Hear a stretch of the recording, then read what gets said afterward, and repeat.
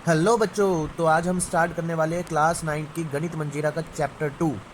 इसका नाम है इंट्रोडक्शन टू लीनियर पॉलिनोमियल। तो सबसे पहले कुछ बेसिक समझ लेते हैं, उसके बाद हम क्वेश्चन आंसर स्टार्ट करते हैं।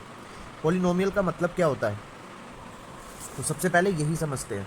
देखो, जब भी कोई इक्वेशन होती है आपकी जिसमें कुछ वेरिएबल कुछ कॉन्स्टेंट्स होते हैं, तो उन्हें हम नोमियल्स बोलते हैं। क्या बोलते हैं? नोमियल्स। ठीक है।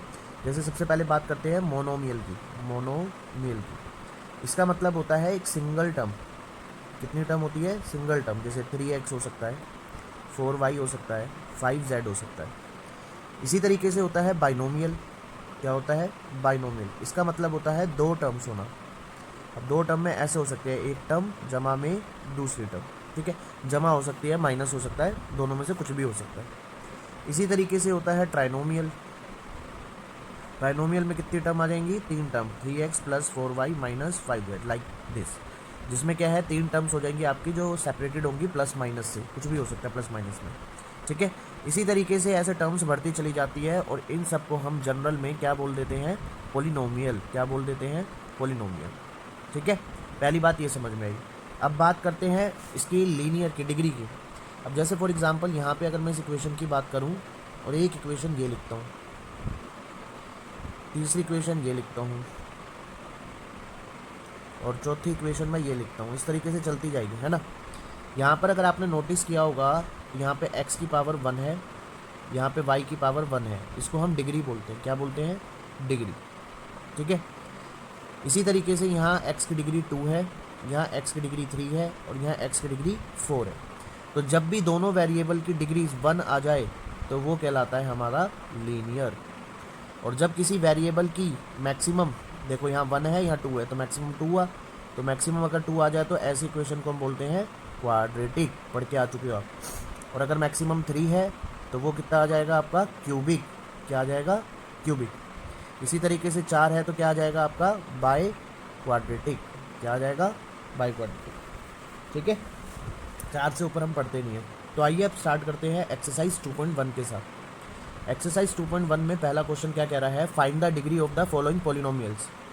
तो आपके सामने क्वेश्चन है 2x square minus 5x plus 3। इसकी डिग्री बताइए कितनी होगी? 2 होगी।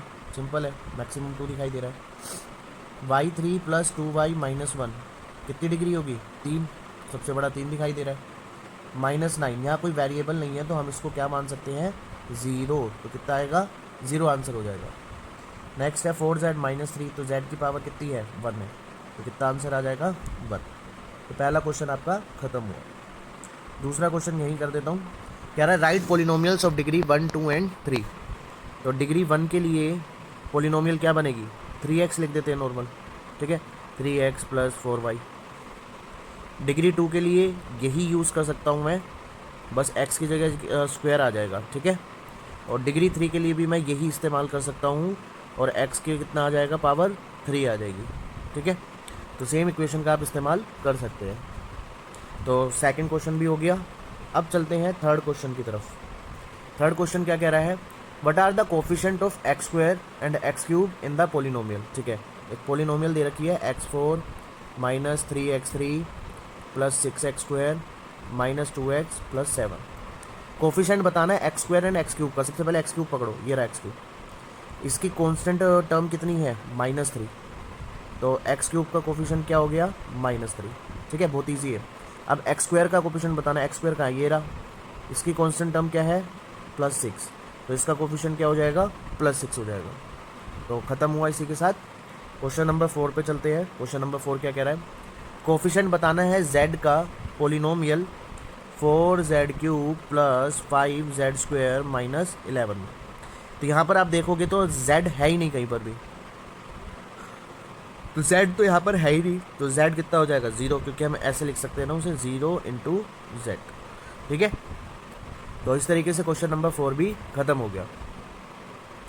नेक्स्ट कह रहा है what is the constant term of the polynomial 9x³ plus 5x square minus 8x minus 10। तो ये कांस्टेंट टर्म्स है। 9 हो गया, प्लस 5 हो गया, -8 हो गया, -10 हो गया। ये सारी हमारी कांस्टेंट टर्म्स है। ये था हमारा क्वेश्चन नंबर 5। इसी के साथ हमारी 2.1 कंप्लीट होती है। नेक्स्ट चलते हैं 2.2 के पास।